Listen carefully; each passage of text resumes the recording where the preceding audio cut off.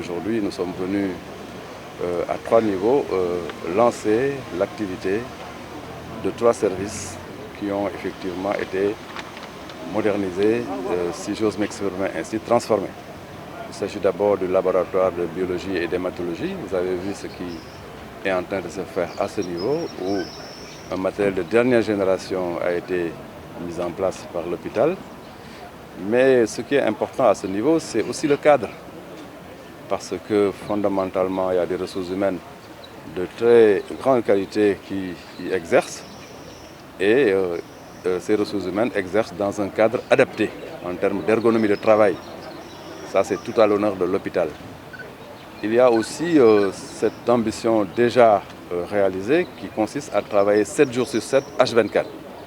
Ce qui permet d'être au rendez-vous de tout ce qui est, bien sûr, analyse à mettre à la disposition des médecins qui demandent effectivement les diagnostics.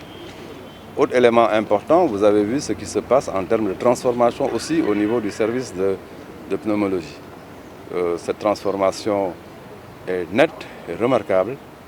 Vous avez vu qu'en 1 mois et demi, ce service a complètement changé de visage.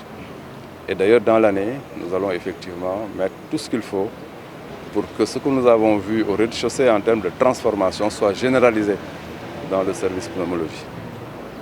Aujourd'hui, nous sommes ici au niveau de l'imagerie. Vous avez vu donc le scanner et l'IRM de dernière génération, Siemens, qui aujourd'hui va entrer en service ici au niveau de l'hôpital. Ce qui est une fierté.